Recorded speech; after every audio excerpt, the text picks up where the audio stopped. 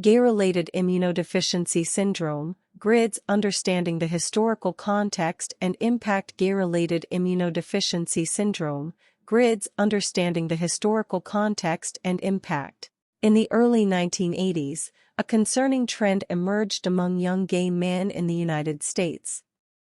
Clusters of a rare form of pneumonia called pneumocystis carinii pneumonia, PCP, were reported, raising alarms within the medical community. This pneumonia was typically seen in individuals with severely compromised immune systems, such as those with advanced cancer or organ transplant recipients. However, it was unusual to observe such cases in otherwise young and healthy individuals. In June 1981, the Centers for Disease Control and Prevention, CDC, published the first case report describing this AIDS-related illness. The report detailed 5 gay men who were diagnosed with PCP, signaling a critical turning point in the understanding of a new and devastating health crisis that would later become known as AIDS, Acquired Immunodeficiency Syndrome. This initial publication marked the beginning of extensive research and efforts to comprehend the underlying cause and transmission of this mysterious disease. This emergence raised significant concerns among health officials due to the severe ailments and potentially fatal complications associated with the syndrome.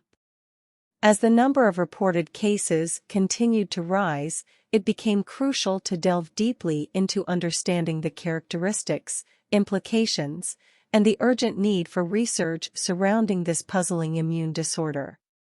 The exploration aimed to shed light on the complexities surrounding GRIDS and its profound impact on affected individuals and the wider community.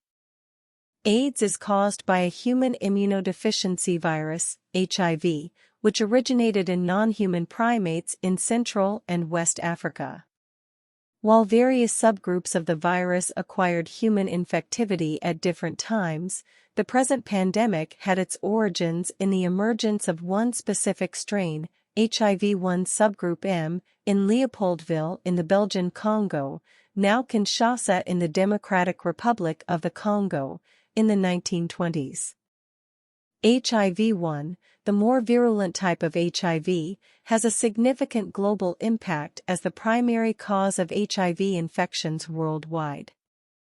Among its various strains, the pandemic strain of HIV-1, known as Group M, holds particular importance. This strain is closely linked to a virus found in chimpanzees in Central African nations, specifically the subspecies Pan troglodytes troglodytes.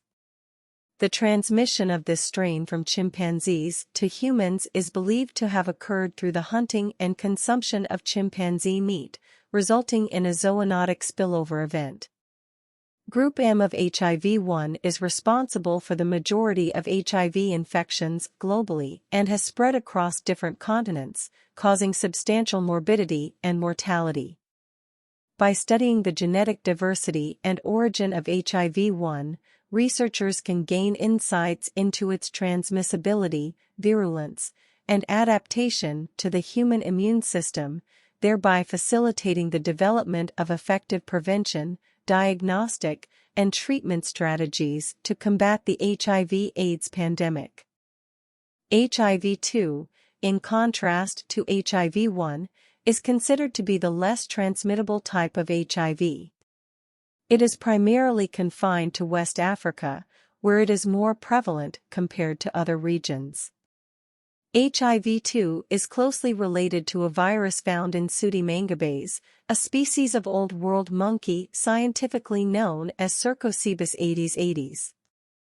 Pseudimangabes are native to specific countries in West Africa, including Guinea-Bissau, Côte d'Ivoire, and Senegal.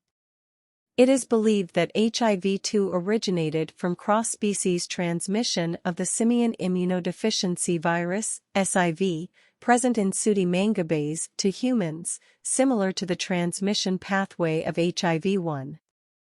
While HIV-2 has a lower global impact compared to HIV-1, it remains a significant public health concern in West Africa, necessitating continued research and efforts to develop tailored prevention, diagnosis, and treatment strategies specific to this HIV subtype.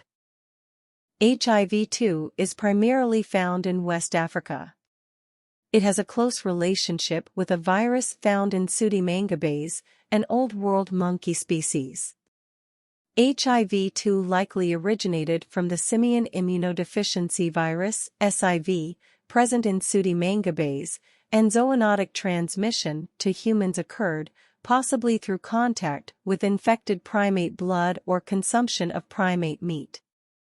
This highlights the complex dynamics of cross-species transmission and the ongoing interaction between viruses and primate populations.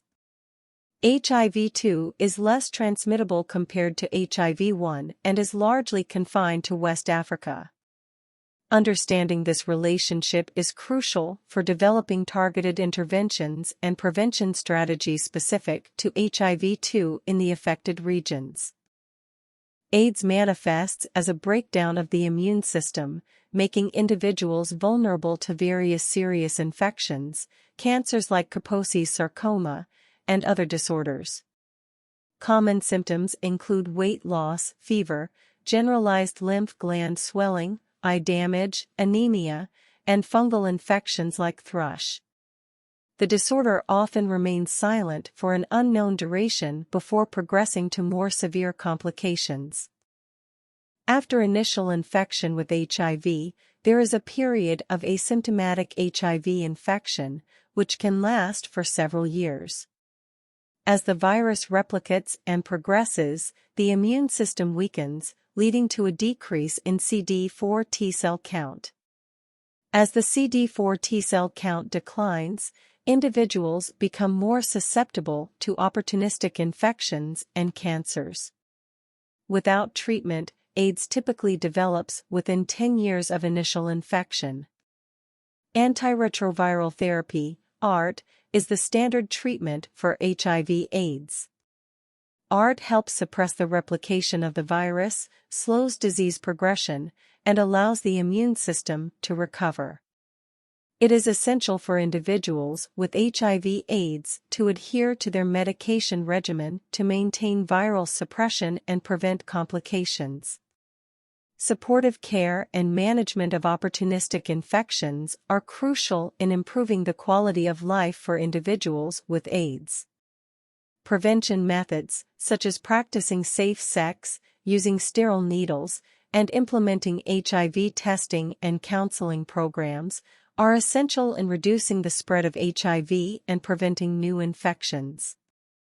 The disorder can remain silent for an unknown period, with individuals experiencing no noticeable symptoms. As AIDS progresses, it can lead to more severe complications and opportunistic infections due to the compromised immune system. Currently, there is no known cure for AIDS.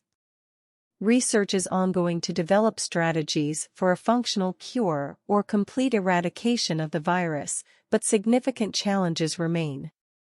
The focus is primarily on advancing antiretroviral therapies and exploring novel treatment approaches, such as gene editing and immune-based therapies. Vaccines and other preventive measures are also being developed to reduce the risk of HIV transmission.